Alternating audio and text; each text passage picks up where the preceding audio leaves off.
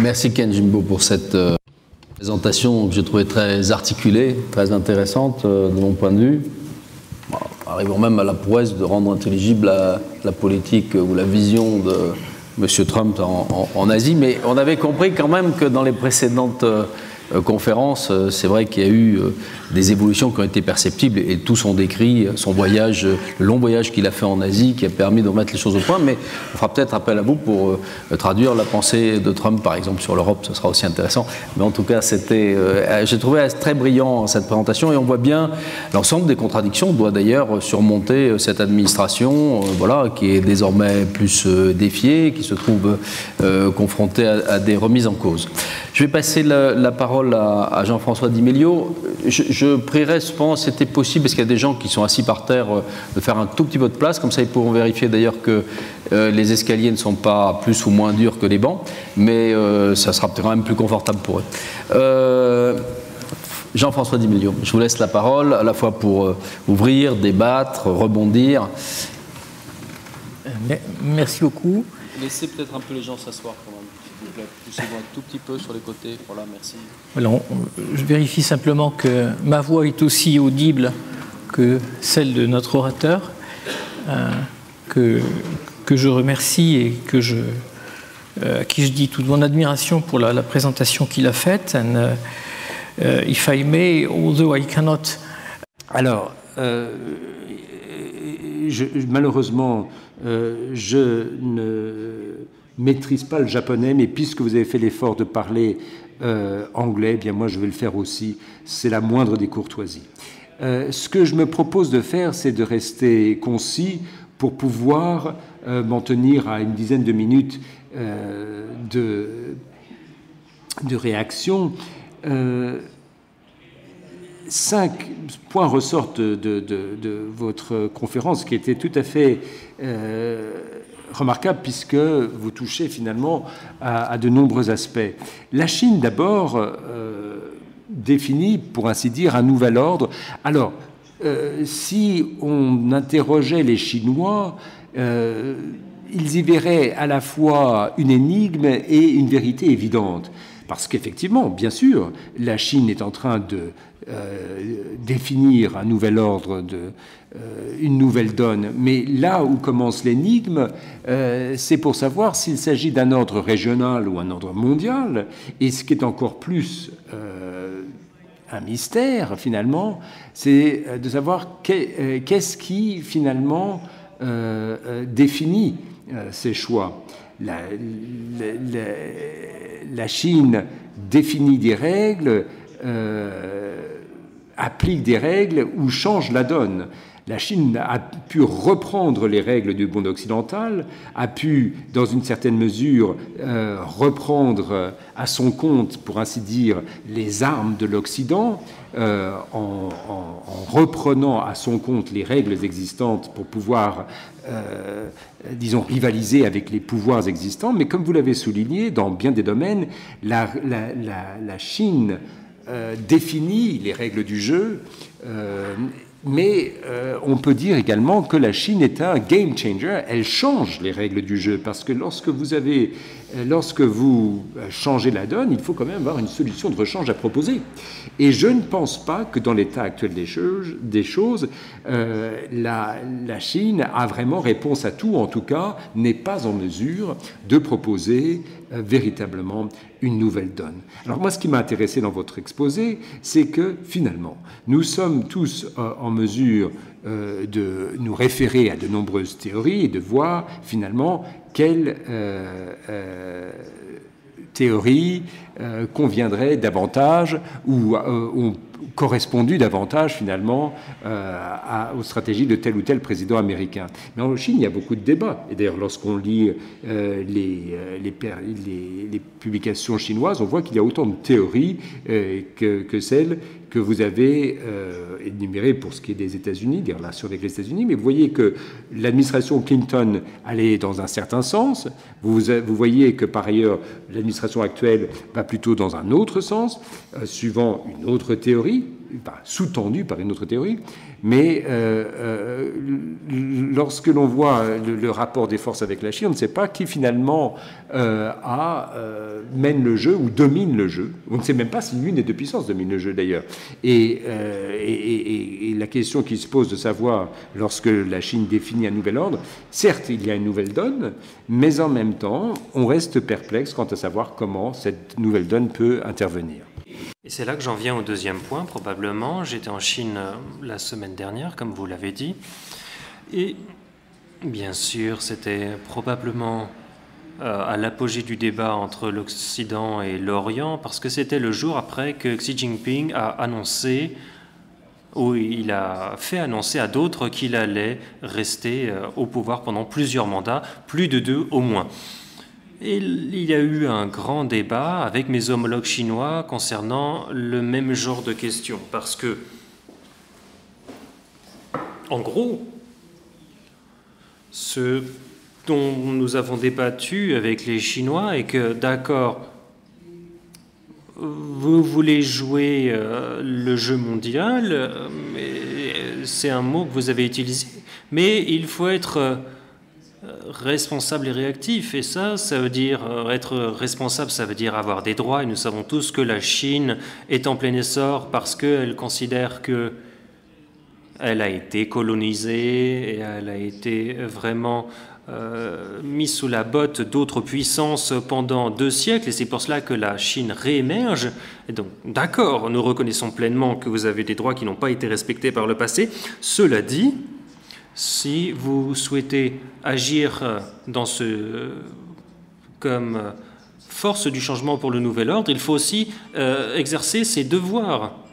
Et c'est là que j'ai eu un énorme débat avec mes homologues chinois, parce que oui, d'accord, ils reconnaissaient que si on est une puissance mondiale, on a des droits et des devoirs, mais eux, ils considèrent que la Chine respecte pleinement tous ses droits, mais que tous ses devoirs ne sont pas vraiment entièrement respectés.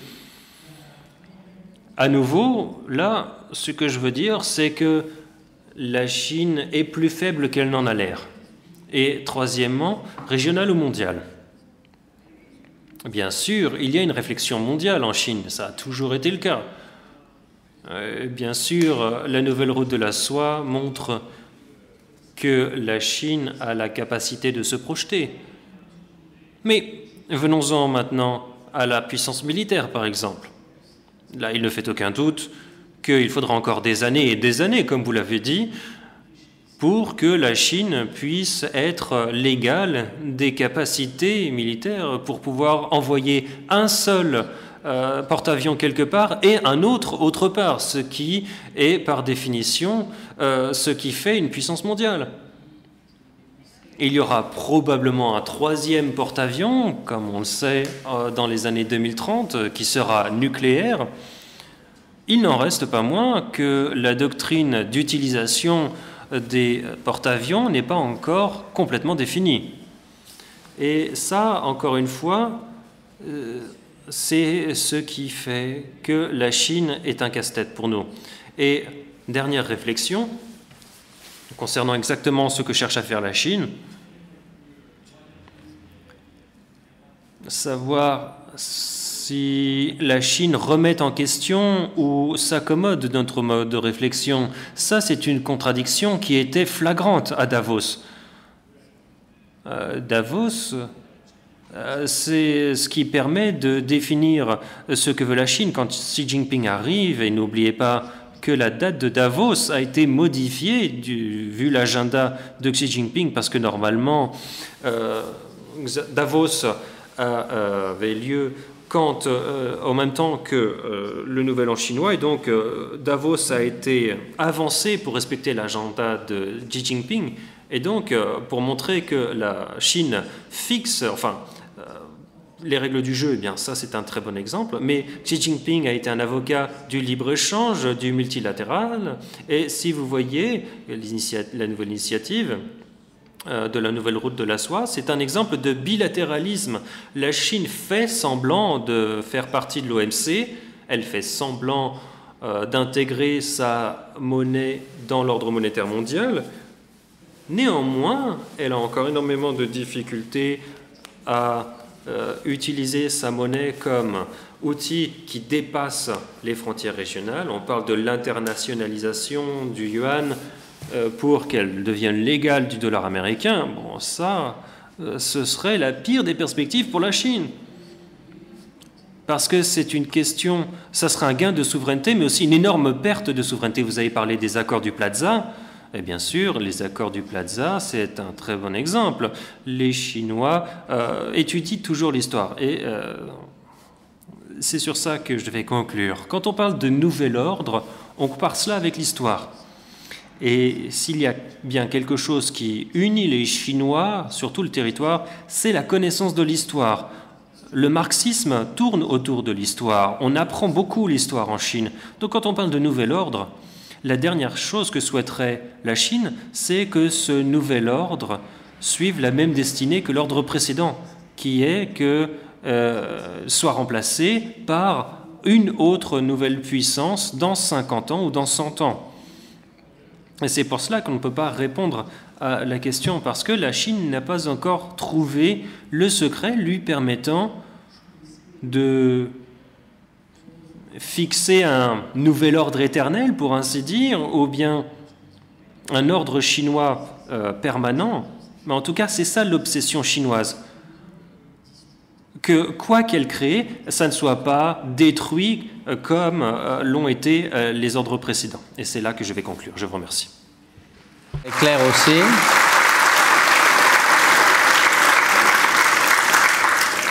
Alors je vais vous laisser si vous voulez répondre. Moi j'avais une interrogation de rebond après vos deux positions. Elle est sur les problématiques militaires et nucléaires.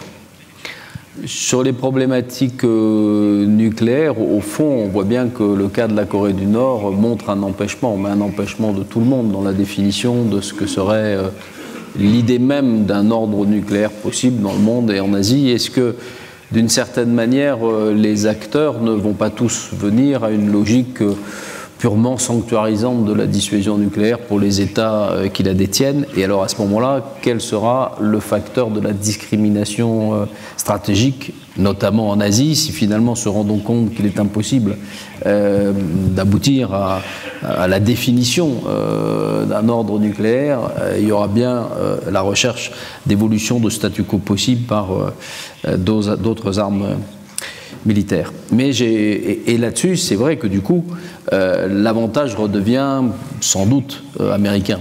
De ce point de vue-là, à cause de plus d'agilité, à cause d'une supériorité conventionnelle très forte, à cause de la maîtrise des technologies, de l'intégration des domaines.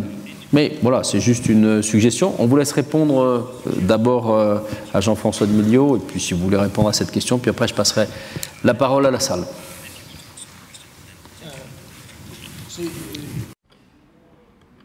Allez-y, s'il vous plaît.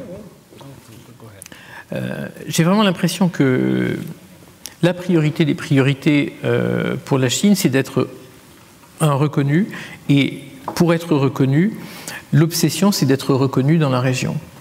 Je crois que dans le voyage de Trump, il y a eu un élément pour moi important. Enfin, il me semble qu'il y a une concordance des événements qui est flagrante. C'est que quelques jours avant qu'il arrive, on était encore au bord d'une crise nord-coréenne. Et quand il est parti, on en parlait à peine. Et aujourd'hui, on a eu l'équipe coréenne unifiée aux Jeux Olympiques, et après-demain, on va avoir de nouveau une rencontre. Je ne peux pas enlever de mon esprit l'idée que la Chine a réussi à faire passer son point, à savoir que dans un ordre qu'on ne pouvait pas encore complètement chambouler, eh bien, il fallait des gardiens régionaux. Et pour la Chine, c'est une réalisation extraordinaire d'être le gardien régional de l'ordre nucléaire en Asie orientale, parce qu'elle sait bien qu'elle ne peut être défiée par aucune autre puissance de la région, à commencer par le Japon, qui est sa grande obsession dans la région. Mais c'est un peu ce que Chung Ming-Li nous disait à ce moment-là, on le voyait bien dans le dialogue, notamment entre les deux Corées. Ken Jimbo, à vous. Oui, merci beaucoup pour votre excellente discussion. Premièrement, Jean-François a parlé de ces théories ou de ces cadres des relations internationales qui pourraient s'appliquer à la politique étrangère des États-Unis vis-à-vis de la Chine et comment la Chine verrait les États-Unis et de l'inadéquation éventuelle entre les deux. Et je crois qu'il y a eu une certaine posture accommodante entre les deux dans les années 2000, comme je l'ai dit. Il y a eu des appétits réciproques pour se concentrer plus sur les aspects gagnant-gagnant de ce jeu. L'interdépendance économique entre les États-Unis et la Chine a été fortement reconnue et cela a créé une percée éventuelle permettant de surmonter cette asymétrie entre les deux parties. Et ça a été ce qu'ont fait Zelig et Steinberg, où ils ont essayé d'obtenir une réassurance stratégique entre les deux parties. Mais dans les années 2010, comme je l'ai dit, il y a eu beaucoup de turbulences, surtout sur le front maritime vis-à-vis du Japon, à cause des îles Senkaku, et puis aussi en Asie du Sud-Est, dans la mer de Chine méridionale, et puis cette construction des îles artificielles. Peut-être que fondamentalement, ça a pu changer les règles du jeu ou bien le programme américain permettant de s'accommoder de l'essor chinois. Comme vous l'avez dit, la Chine souhaite être reconnue comme une puissance régionale respectée dans cette région. Et dans ce respect, on intègre son propre concept de sécurisation des intérêts fondamentaux de la Chine. Et ça il faut en apporter la preuve physique. Et c'est de là que vient la confrontation maritime. Et c'est cela qui crée cette notion américaine d'appliquer plutôt un point de vue réaliste permettant de maintenir l'équilibre des pouvoirs. Et puis, comment est-ce que les choses pourraient se jouer à long terme? J'ai montré la projection du PIB et de l'équilibre militaire jusqu'en 2030. Mais il est intéressant de voir qu'il y a de nombreuses autres institutions économiques qui essayent de projeter jusqu'en 2050. Selon elles, il pourrait y avoir une sorte de ralentissement, on atteindra un certain apogée et puis l'économie chinoise va ralentir alors que la croissance américaine restera autour de 2%. Et donc les États-Unis vont redépasser la Chine. Et si jamais ce modèle devait se concrétiser avec exactitude, eh bien on voit une période entre les années 2010 et 2030 où on verra la véritable nature du jeu de pouvoir ou de la concurrence entre ces deux puissances, et ça sera une période où l'on pourra vraiment voir la gestion à long terme de cette concurrence. Ça sera très important avant que les États-Unis puissent redépasser la Chine à terme. C'est là que je parle vraiment de cible mouvante dans cette transition des pouvoirs, surtout dans la mentalité des stratèges américains.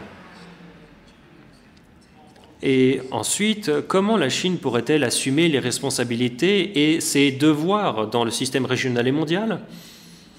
Je crois qu'en 2000, quand on avait une idée plus libérale concernant la protection des intérêts chinois, maintenant la Chine n'essaye pas d'être une sorte de passager clandestin, mais elle essaye vraiment d'accepter les règles dans la région, parce qu'on voit qu'il y a le même système économique où les États-Unis, la Chine, tous se sont développés, sont devenus plus mûrs du point de vue de la croissance économique. Mais en même temps, on voit que la Chine essaye de promouvoir son modèle de capitalisme d'État et essaye de le faire prévaloir dans ses investissements à l'étranger, dans les projets d'infrastructure, etc.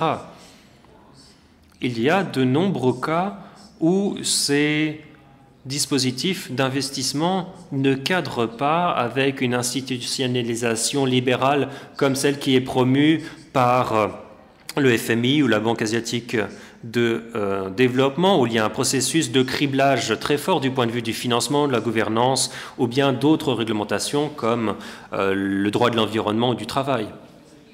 Mais pour les pays destinataires, dans le continent eurasiatique, on souhaite avoir un processus décisionnel rapide, et puis on ne souhaite pas que le criblage soit prolongé. Si vous parlez au Pakistan ou à l'Asie du Sud-Est, il y a énormément de demandes pour les infrastructures. Mais s'ils demandent des financements à la Banque asiatique de développement ou pour obtenir l'APD japonaise, il y a un plan directeur très sophistiqué qu'il faut faire approuver et ça pourrait prendre 2 ans pour que ce criblage se passe. Entre-temps, la Chine va intervenir et va proposer ses propres projets pilotes qui pourraient être financés en 1 mois. Et ça, c'est un grand facteur d'attraction pour les pays destinataires. La Chine joue donc un jeu différent et à court terme, elle pourrait obtenir beaucoup d'avantages contre le système plus traditionnel. Et enfin, la Chine passe aussi par des conséquences assez difficiles dans le processus de création de l'AIIB, la Banque asiatique d'investissement dans les infrastructures. Les premiers pays signataires étaient au nombre de 54 et ça a vraiment dépassé les attentes chinoises. L'AIIB pourrait ne pas être dominée par la Chine. Bien sûr, le pouvoir pourrait être tout à fait partagé entre les différents pays participants, surtout les pays européens comme le Royaume-Uni et d'autres. Et l'Australie, la Corée, tous les pays de l'ASEAN ont aussi participé à ce processus. Donc, s'ils essayent de suivre leur propre conceptualisation de l'ordre régional en demandant à d'autres pays de participer à ces projets, il faut que ces dispositifs s'internationalisent. Il faut donc que la Chine participe au système international, ce qui cadre plus avec les attentes a priori. On est donc dans un processus où la Chine doit trouver sa place dans les standards internationaux tout en développant ses propres concepts sur le continent eurasiatique.